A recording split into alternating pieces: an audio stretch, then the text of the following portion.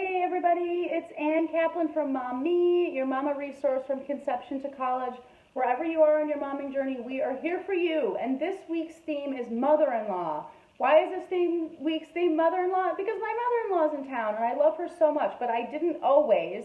And I know she didn't always feel the way she does about me now. And both of us were talking and had a great inspirational idea to make the theme this week about mother-in-law because it's a big challenge. It's a big challenge for you, whether you're just in a relationship or whether you're having kids or whatever.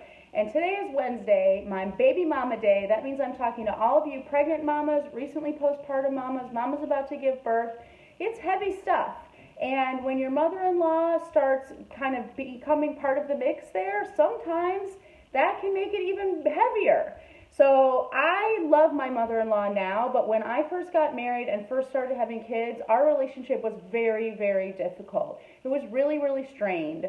I think she had a lot of ideas about what she wanted from her relationship with her daughter-in-law and definitely with her grandchildren. And I felt like when I got pregnant for the first time, like all of a sudden I became public property. Not only was I public property, but I was my mother-in-law's property. She was asking me really personal questions about my body and my baby. She was all of a sudden super interested in me in ways that she wasn't before.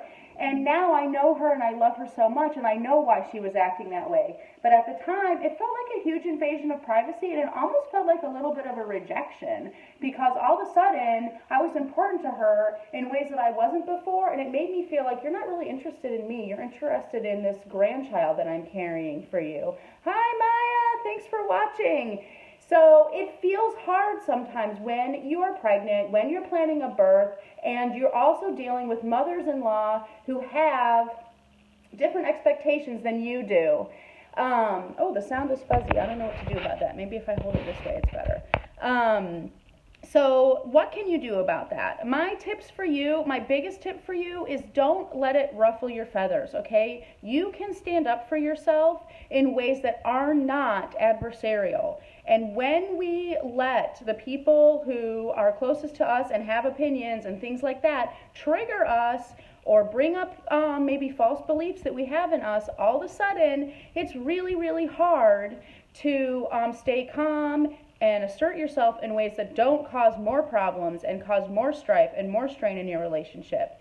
And above all else, my advice to you, if you're planning a birth and your mother-in-law wants things from you that you don't feel comfortable giving or including her in right now, that is okay. Because your job as a mama, especially if this is your first time, this is a new experience for you. But guess what? Your mother-in-law isn't even half as important as your baby, okay? And I'm pretty sure your mother-in-law would even agree with that.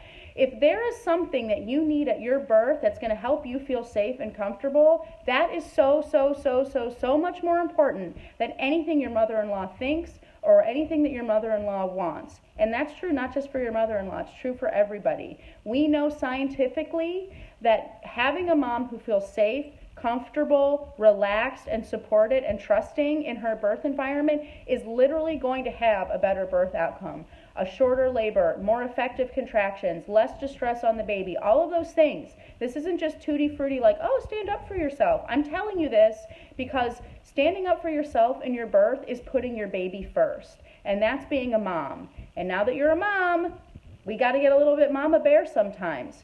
So if your mother-in-law is saying, I want to be at the birth or I want to come right away to visit and you're not ready for that, it's okay to stand up for yourself and say, I have to put the sanctity of my mother-child relationship and my relationship with my co-parent, if I'm in a relationship, that sanctity comes above all else now. We can't afford to acquiesce to the people around us because we want to keep the peace when it's at the expense of something as precious as our children and our birth experience and the birth that's going to happen for this baby. It's very, very important. So don't feel like a selfish you-know-what if you decide to stand up for yourself in your birth. And you can stand up for yourself in a way that's non-adversarial, which is what we're going to be talking about tomorrow. How to have a great relationship with your mother-in-law, even when you think it's impossible. It is possible, and it's so rewarding. I promise you that. Love you guys so much. If you're planning a birth out there, I hope that you feel so empowered to do it exactly on your own terms. And if you need a little bit more juju to help you be empowered, hit me up and I will send you the free audio recording of my birth planning webinar that is all about standing up for yourself, feeling awesome, don't let people get under your skin, all of that stuff, and figuring out a birth plan that's right for you. Love you guys so much. Have an amazing week, and I'll be talking to you guys again tomorrow.